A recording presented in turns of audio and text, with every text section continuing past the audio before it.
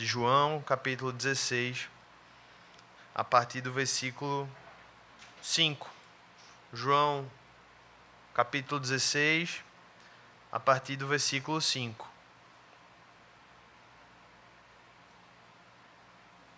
Mas antes da gente ler o texto, você pode ir abrindo, deixar aberto aí. Eu queria fazer algumas considerações aqui, meus irmãos, para a gente poder compartilhar essa mensagem. A gente vai estar falando hoje à noite sobre a importância do Espírito Santo em nossa vida, em nossa caminhada, em nossa vida como cristão. A gente vive hoje, se você for tentar classificar qual o período da história que vivemos, provavelmente a classificação mais unânime é que a gente está vivendo na pós-modernidade. A gente já não está mais na época moderna.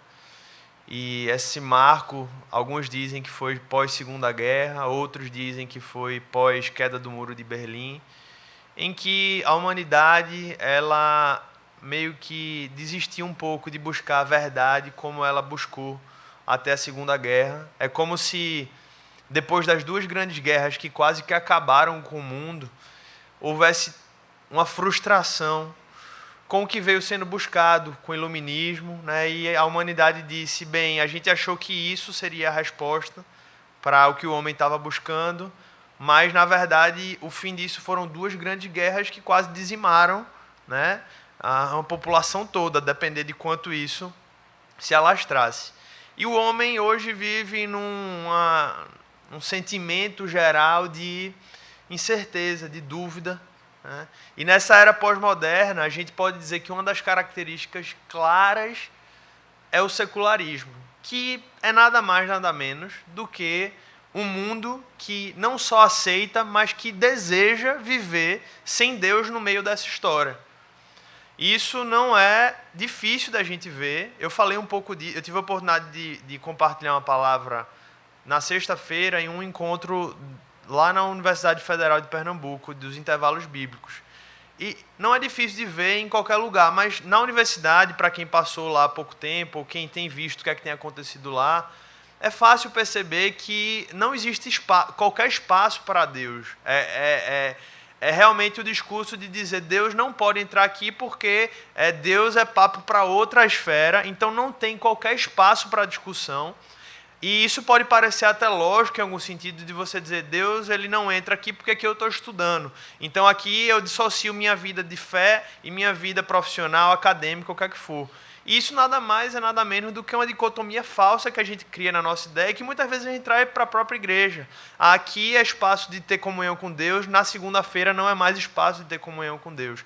Mas o que é que eu quero dizer com tudo isso? A gente está vivendo num mundo secularizado em que Deus ele tem sido excluído de tudo, do mundo acadêmico, do mundo profissional, do mundo relacional, e no final das contas a gente coloca Deus em uma caixa quando ele está, porque na maioria dos casos Deus ele não está mais em lugar nenhum. E o que é que eu quero dizer com isso? Falando sobre Deus, e ainda mais isso é explícito quando a gente fala da pessoa do Espírito Santo. Tem um livro de um autor, de um pastor americano chamado Francis Chan, que ele fala sobre o Deus esquecido. E é exatamente falando da pessoa do Espírito Santo, que muitas vezes é colocado de lado, curiosamente, quando nós vivemos na era do Espírito Santo. Na história da igreja, a era em que vivemos é a era do Espírito Santo. Houve a era da revelação de Deus Pai, houve a era em que o Filho encarnou, e nós estamos na era em que o Espírito foi deixado. Nós estamos nesse momento. E ele fala, em um trecho desse livro, ele diz assim: se eu fosse Satanás e meu objetivo final fosse frustrar os propósitos de Deus e do seu reino, uma das minhas principais estratégias seria levar os frequentadores de igreja a ignorar o Espírito Santo. E é isso que tem acontecido, de fato, na nossa experiência de igreja. Muitos de nós temos sequer dificuldade de saber como se relacionar com essa figura da Trindade, com um Deus da Trindade. Né? Por um lado, o desafio é que tem igrejas que têm tido uma relação equivocada com o Espírito Santo e levam a um ponto de que eles vivem um misticismo espiritual em que o Espírito Santo ele se torna um amuleto, uma ferramenta e não realmente algo que é desejado como um relacionamento pessoal. E por outro lado a gente vê igrejas que têm justamente como uma reação a esse tipo de espiritualidade, tem de dizer assim, olha, eu até acredito na pessoa do Espírito Santo, mas deixa ele um pouco distante, deixa ele um pouco mais afastado, porque eu não sei bem como lidar com isso, eu não sei bem como lidar com dons espirituais, eu não sei bem como lidar com essa questão de ter o Espírito Santo atuando na minha vida. Então isso é uma realidade que tem acontecido e a gente tem ouvido relatos constantes, inclusive pessoas que chegam à nossa igreja, muito em razão dessa abordagem de se ver como um pentecostal reformado, tem visto os vídeos do Bispo Walter na internet, tem muitos acessos, dizem, olha, eu tenho buscado uma igreja que consiga equilibrar essas duas coisas, porque a gente só encontra, muitas vezes, extremos, onde essa pessoa e a ação do Espírito Santo tem tido um desafio de ser enxergado e encarado. E é um relato que tem acontecido. O Espírito Santo, ele sempre existiu, gente. Desde a fundação do mundo, ele é Deus, ele é eterno, assim como Deus Pai e Deus Filho. Mas o fato é que no Antigo Testamento, ele possuía uma ação mais restrita e específica. Ele ainda não havia sido derramado sobre todo o povo de Deus. Ele atuava em momentos específicos da história, em atuações em que o sacerdote ele vinha e atuava, em reis, em profetas, e ele ia fazendo a sua atuação conforme Deus determinou naquele momento da história. Só que o fato é que o derramamento do Espírito Santo sobre todos os filhos de Deus foi prometido desde a Antiga Aliança, desde o Antigo Testamento, e estava planejado há muito tempo. Deixa eu só mostrar alguns versículos. Isaías, capítulo 44, no versículo 3, o texto diz assim, olha, pois derramarei água na terra sedenta e torrentes na terra seca. Derramarei meu espírito sobre sua prole e minha bênção sobre seus descendentes. Uma promessa clara do derramamento do Espírito Santo que viria na nova aliança. Ezequiel capítulo 36, versículo 27. Porei meu espírito em vocês e os levarei a agirem segundo os meus decretos e a obedecerem fielmente as minhas leis. Mais um profeta revelando esse derramamento que haveria. E um outro texto, Joel capítulo 2, versículo 28. Outro profeta do Antigo Testamento dizendo, e depois disso derramarei do meu espírito sobre todos os povos. Os seus filhos e filhas profetizarão, os velhos terão visões e os jovens terão sonhos e os jovens terão visões. E chega um momento da história em que essas promessas elas estão na iminência de acontecer, e é uma passagem que eu quero ler aqui. Hoje nós já temos esse derramamento, mas eu vou ler uma passagem onde o Senhor Jesus está falando disso que haveria de acontecer, dessa promessa de derramamento que estava ali na iminência de ocorrer, e o que ele pode nos ensinar através disso. Eu queria convidar você a ler João capítulo 16, a partir do versículo 5 até o versículo 13. O texto diz assim, o Senhor Jesus está falando aqui.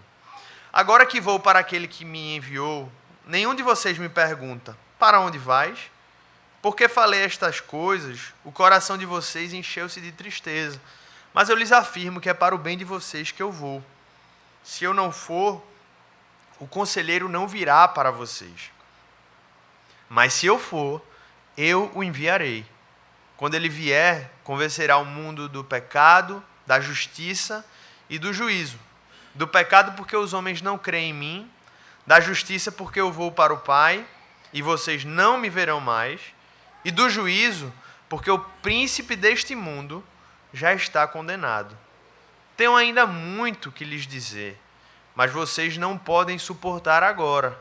Mas quando o Espírito da verdade vier, ele os guiará toda a verdade. Não falará de si mesmo, falará apenas o que ouvir, e lhes anunciará o que está por vir. Vamos orar? Senhor Deus e Pai, Espírito Santo de Deus que está em nosso meio nessa noite, que está entre nós, que habita em nós, a nossa oração é que o Senhor possa nos dirigir, Pai, possa falar aos nossos corações, possa desvendar os nossos olhos, possa nos fazer ouvir a Tua voz e a Tua direção para as nossas vidas nessa noite. Senhor. Te pedimos isso em nome de Jesus. Amém. Eu queria fazer uma pergunta para você. Você não precisa responder externamente, mas que você se responda internamente. Você acha que você seria um cristão melhor se você tivesse a oportunidade de andar e de viver com um Jesus encarnado ao seu lado, como, por exemplo, os 12 tiveram a oportunidade de andar? Você acha que você poderia, de repente, conseguir vencer suas batalhas que você enfrenta de forma mais efetiva, ter mais sucesso, desenvolver mais o caráter de Cristo na sua vida? Eu queria que você pensasse nisso. Você acha que isso o ajudaria na caminhada? Eu creio que quando a gente ouve isso pela primeira vez, a gente tem uma tendência de responder que isso seria bom para a gente e que isso poderia nos ajudar. Afinal de contas, eu teria o Messias do meu lado, o Messias encarnado, aquele do qual saem as palavras doces, aquele a partir do qual os conselhos seriam perfeitos, aquele que só de ter a presença, aquilo já mudaria tudo na minha vida. Mas quando eu li essa passagem, eu penso que ela nos permite concluir que esse pensamento que muitas vezes a gente teria de imediato, ele não seria correto. Porque nessa passagem, o Senhor Jesus é muito claro de dizer, olha, eu lhes afirmo que é para o bem de vocês que eu vou. Ele está falando aqui, está no versículo 7. Se eu não for, o conselheiro não virá para vocês. Jesus, de alguma forma, estava afirmando que a sua ida não traria perda para aqueles homens, traria ganho. Ele estava dizendo que a sua ausência física, ela seria mais benéfica naquele momento do que a sua ausência. E eu creio que existem alguns motivos para isso. Por mais próximo que o Senhor Jesus pudesse estar da minha e da sua vida, de repente sentado ao seu lado hoje, tentando imaginar isso, né, que é impossível na história, porque isso não aconteceria. Mas se isso fosse possível, e por mais que maravilhoso fosse, que a gente pudesse ouvir as suas palavras, como eu estava falando, até ser abraçado pelo Senhor Jesus, isso teria um limite, meus irmãos. O Senhor Jesus, ele não poderia fazer habitação em nós como o Espírito Santo faz habitação em nós. A gente poderia ter experiências excelentes na presença do Senhor Jesus, mas ele nunca passaria a habitar em nossas vidas como somos habitados pelo Espírito Santo de Deus. Veja como essa verdade ela nos faz repensar e nos relembrar do privilégio de sermos habitação de Deus. O cristão, ele não somente tem Deus ao seu lado, mas ele tem Deus dentro dele.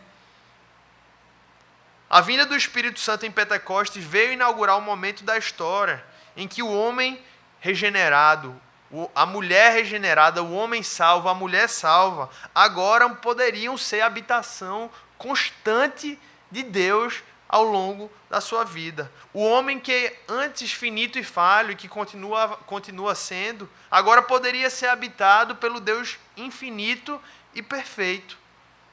Veja que verdade profunda que muitas vezes eu e você esquecemos do privilégio, da plenitude, da grandeza de nós nos entendermos como habitação de Deus.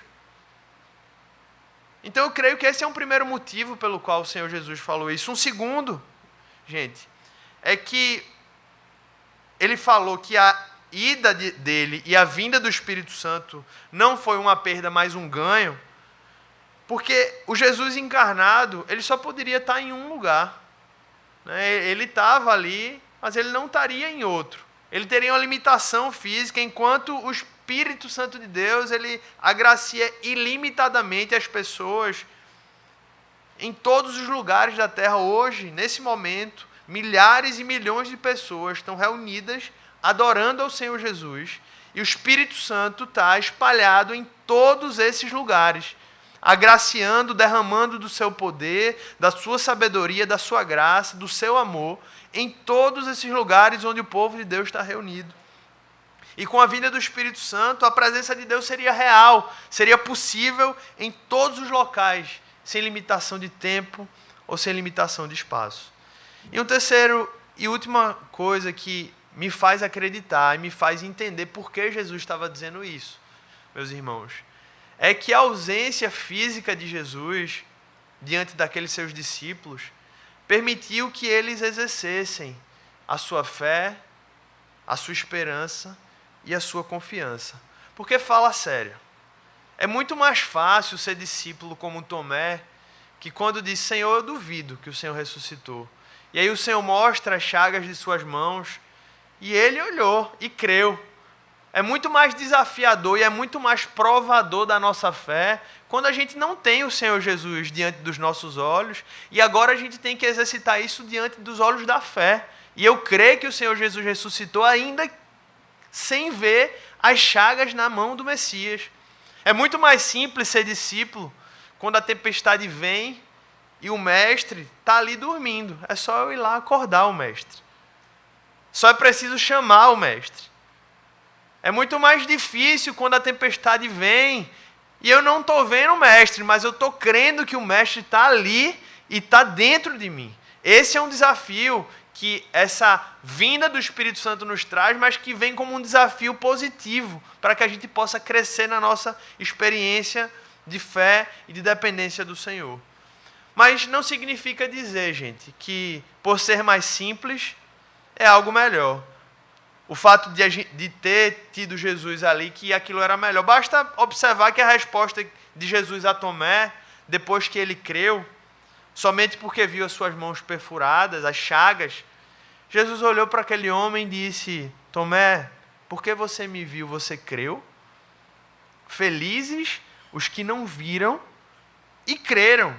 Eles são abençoados, eles são bem-aventurados, porque eles têm a oportunidade e o privilégio de, mesmo sem me verem, crerem em mim. Como essas pessoas são bem-aventuradas, são abençoadas. O Senhor Jesus falou isso. Então, meus irmãos, tudo isso deveria nos fazer ter um desejo nessa noite, renovado pela intensificação dessa presença real de Deus por meio da pessoa do Espírito Santo em nossas vidas. Se Jesus disse que isso seria bom, tão bom, tão bom, tão bom, que seria algo melhor do que a sua própria presença em nosso meio, a pergunta que fica para mim e para você é, por que valorizamos tão pouco hoje a ideia de que o Espírito Santo de Deus é a habitação na minha e na sua vida? Será que temos feito os nossos momentos de oração, devocionais? Será que a gente acorda se lembrando do privilégio de ser a habitação do Altíssimo? Será que nós acordamos e lembramos durante o nosso dia que o Deus eterno habita em nós? A pergunta é por que há tão pouca alegria por nossa parte nessa experiência sobrenatural que é nos ofertada graciosamente pelo Senhor Jesus? Além disso, porque a gente explora tão pouco os benefícios dessa realidade, porque se o Espírito habita em nós, se Deus habita em nós, tem muitas coisas que podem ser vividas em razão disso. É como a gente cantou naquela música, a percepção de que a cura para a alma está dentro de mim, deveria ser uma chave na nossa experiência espiritual, de dizer, eu posso muitas coisas em Cristo Jesus, porque Ele está em mim. Se fosse só eu, sozinho, realmente eu deveria ficar um pouco desconfiado. Mas Cristo habita em mim, então eu posso orar pelas pessoas, eu posso crer que Deus pode curar a vida dela, eu posso falar de Cristo e posso crer que Deus, por meio do Espírito Santo, vai operar, se for da vontade dele, salvação e redenção, inclusive naquela alma que muitas vezes a gente olha e diz, esse daqui não se converte de jeito nenhum. E tantas outras coisas, meus irmãos, inclusive com base na palavra do Senhor Jesus, que no próprio livro de Marcos disse, olha, aqueles que crerem em mim farão coisas maiores do que eu. Aqueles que crerem em mim farão coisas maiores do que eu. Porque a gente acredita nisso, mas não vive isso. Eu acho que essa é a grande pergunta que deveria sair para as nossas vidas hoje, porque, de alguma forma, isso é uma incredulidade dos nossos corações. E eu falo isso, eu não estou falando para vocês não, estou falando para mim. De fato, para mim, ao preparar uma mensagem dessa, você se vê desafiado a dizer: Senhor, por que eu vivo tão pouco daquilo que o Senhor me oferece? Por que eu vivo tão pouco das possibilidades espirituais do que o Senhor me oferta? Eu confesso, meus irmãos, que eu não sei bem as respostas para essas perguntas tão profundas e desafiadoras que eu fiz. Eu não sei dar a resposta para tudo isso. Mas eu tenho certeza, gente, certeza, que certamente se eu e você nos deleitarmos e aproveitarmos muito menos do que deveríamos desse presente que recebemos do Senhor, melhor dizendo, reformulando essa ideia, eu tenho certeza que se a gente buscar, intensificar essa busca e ter isso de forma mais real em nossa vida, durante os nossos dias, a gente não esquecer essa verdade e se lembrar do que Jesus está colocando aqui, certamente o Senhor Jesus vai começar a não só abrir os nossos olhos espirituais, como Ele está fazendo por meio dessa mensagem, mas Ele vai começar a nos possibilitar viver experiências nesse sentido. Muito da nossa fragilidade, ou talvez não seja a melhor palavra, mas estar abaixo daquilo que a gente pode na vida espiritual, tem a ver com a gente mesmo. Eu não estou falando de salvação, porque nós cremos que a salvação é um ato soberano de Deus nas nossas vidas, de redenção, em que a gente estava morto, perdido, e o Senhor Jesus nos tirou das trevas ali. E a gente passou a enxergar a maravilhosa luz. Mas eu estou falando aqui para aqueles que já vivem a experiência da fé cristã. Aqueles que já entenderam o que é o reino de Deus. Que já entenderam o que são as maravilhas insondáveis reveladas em Cristo Jesus. Eu ouso dizer, meus irmãos, que muito da falta de profundidade na nossa espiritualidade tem a ver com nós mesmos. E não com a falta de liberalidade de Deus para as nossas vidas. Então eu oro para que o Senhor nos ajude nessa noite a aplicar essa mensagem na sua vida conforme Ele queira. Eu não sei como é que você está vivendo, o que é que você precisa avançar, o que é que você precisa mudar. Eu não sei se você nem vida de oração tem. Talvez hoje a primeira coisa que você precisa decidir é ter vida de oração e vida de leitura. Tem gente que já está vivendo isso, mas que ainda não está buscando constantemente e consistentemente viver essa experiência. Eu não conseguiria aplicar essa mensagem para todos aqui, mas eu espero que o Espírito Santo de Deus possa aplicá-la em nome de Jesus. E, meus irmãos, o versículo 8 ao 11, ele continua falando sobre os papéis do Espírito Santo. Os discípulos eles estavam preocupados, porque o Senhor Jesus ele estava começando a lançar um desafio de que eles seriam os sucessores dele no mundo, né? Então fique imaginando aqueles homens, 12, a maioria deles sem instrução, sem nenhum tipo de prestígio na sociedade, e aqueles homens estavam preocupados. Eles estavam dizendo: meu Deus, como é que vai ser isso? O Senhor Jesus está dizendo que vai embora. Como é que eu vou cumprir essa missão que Ele está me pedindo para cumprir? E aí Jesus deixa claro, gente, a partir desses versículos aqui, especificamente do 8, que o papel de convencimento não cabia àqueles homens. O papel de convencimento caberia única e exclusivamente à pessoa do Espírito Santo. E ele coloca aqui que teriam 3 ações principais que o Espírito Santo executaria no meio da história, no meio do povo de Deus ali, no meio da igreja que estava surgindo. A primeira coisa era que era papel do Espírito Santo convencer o mundo do pecado. Note que o papel da pregação seria daqueles homens, mas o papel do convencimento, Jesus estava dizendo: calma, vocês têm um papel que é levar essa mensagem, mas o papel do convencimento não é de vocês. Vocês podem ficar em paz em relação a isso, porque o papel do convencimento do pecado é do Espírito Santo. Então ele deixa claro aqui, de a gente tentar enxergar esse mundo e ver que essas pessoas que ainda não se renderam ao Senhor Jesus somente podem ser convencidas do seu próprio pecado, das suas próprias mazelas, das suas próprias iniquidades, por meio de uma ação do Espírito Santo. Então, se tem alguém na sua família, se tem algum amigo seu, algum parente, alguma pessoa querida, que você de repente tem carregado algum tipo de fardo, de dizer, poxa, eu tenho falado de Jesus para ela, eu tenho buscado apresentá-la, saiba que o papel de convencê-la, meu irmão e minha irmã, é do Espírito Santo de Deus. Se você não está pregando, eu posso lhe dar uma chamada. Mas se você está pregando, coloque isso nas mãos do Senhor. Se você está tentando apresentar o Senhor Jesus para essa pessoa, descanse em Deus e diga, Senhor, faz uma obra na vida dessa pessoa. O segundo papel que o Espírito Santo viria cumprir era de convencer o mundo da justiça. Só que justiça era essa, meus irmãos? Era da perfeita justiça de Cristo. Os judeus estavam condenando Jesus. Os judeus iriam matar Jesus sob a alegação de que ele era um criminoso, um blasfemo, um impostor. E aí o próprio Senhor Jesus diz, olha, eu não preciso convencer eles de nada, porque quando eu morrer, e depois que eu ressuscitar, e depois que eu for elevado à glória, o próprio Espírito Santo vai convencer aquele que ele desejar, aqueles que ele desejar, de que eu sou a perfeita justiça, de que eu cumpri o papel de plena justiça por meio da minha morte e da minha ressurreição. O preço que foi pago na cruz foi comprovadamente aceito pelo Pai a partir do momento que o Pai levou o Senhor Jesus aos céus. Aquela foi a prova, juntamente com a ressurreição, de que o Pai havia aceito o sacrifício de Jesus. E por fim, ele fala que seria papel também do Espírito Santo, meus irmãos, convencer o mundo do juízo.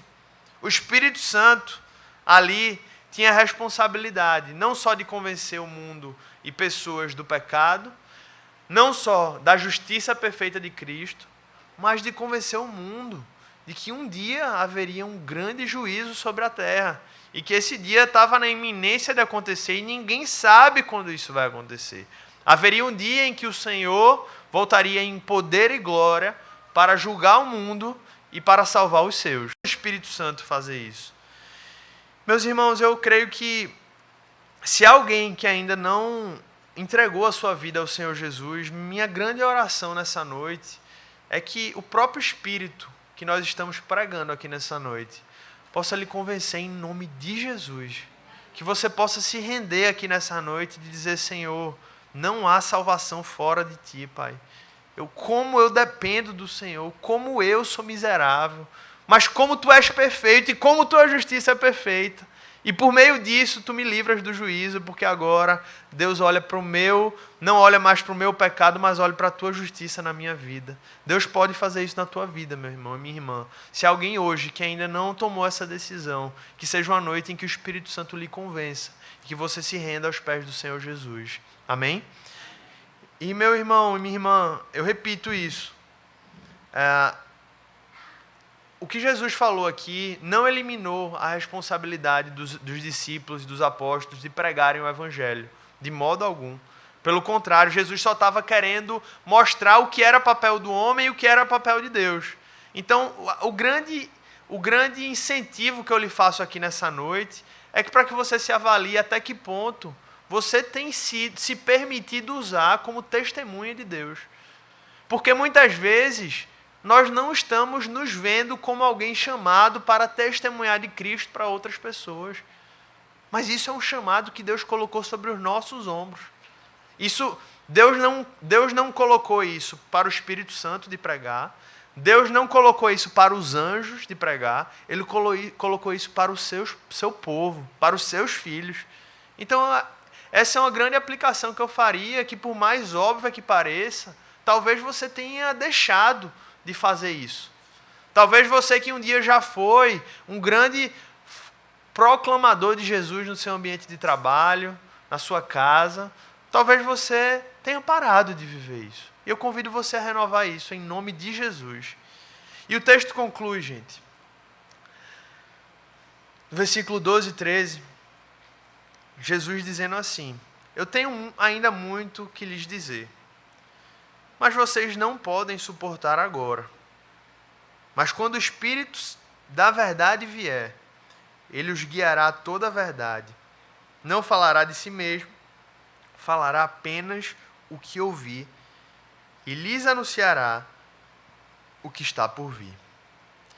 Eu queria que você prestasse atenção aqui nesse último versículo, penúltimo versículo, né, o 13 mesmo, que a Bíblia diz que o Espírito Santo há de nos guiar. E eu queria que você lesse aí. Ele fala a meia verdade, é isso que o texto fala. Ele fala o que o texto? A toda verdade. O texto está falando, gente, que o Espírito Santo de Deus haveria de nos guiar a toda verdade. Em meio a um mundo que está tão perdido, que está tão desorientado, as pessoas não sabem mais a quem recorrer, não sabem sequer muitas vezes por que estão vivendo. A Bíblia está revelando para a gente que Deus deixou um guia que nos guiaria a toda verdade. Um guia que nos aconselha, que nos revela a vontade de Deus por meio das Escrituras reveladas, porque o Espírito Santo sem a Bíblia se torna achismo, e a Bíblia sem o Espírito Santo se torna sequidão, desolação, perdição.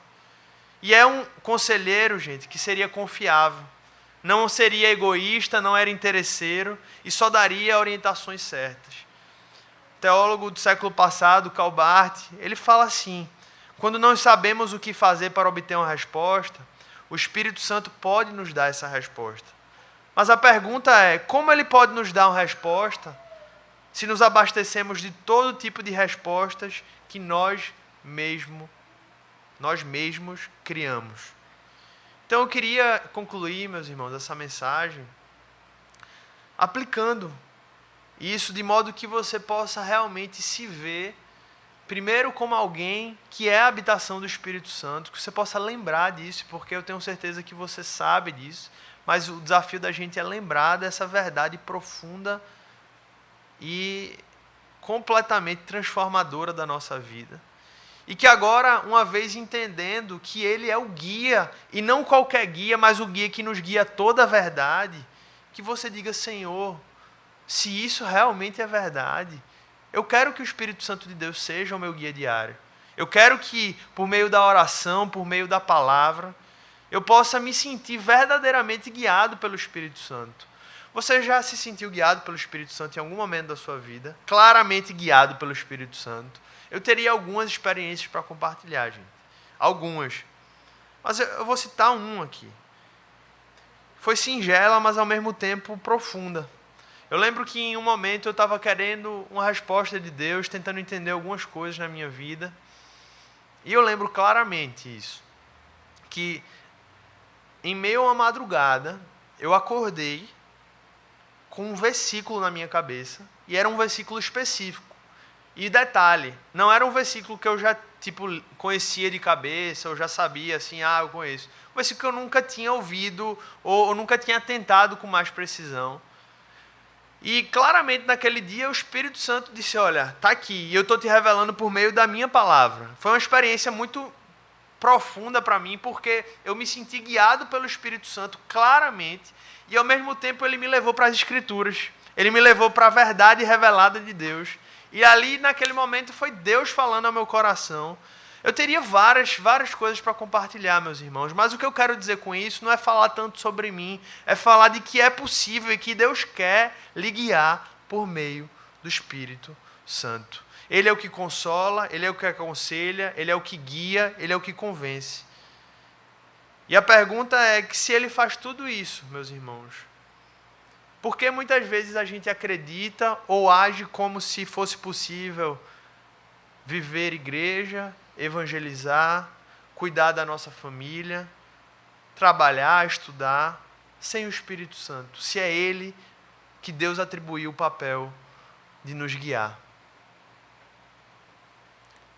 Em muitos casos a gente, em busca de consolação, ao invés de ir à fonte que o Senhor Jesus nos deu, a gente vai atrás de entretenimento, de relacionamentos vazios e tóxicos.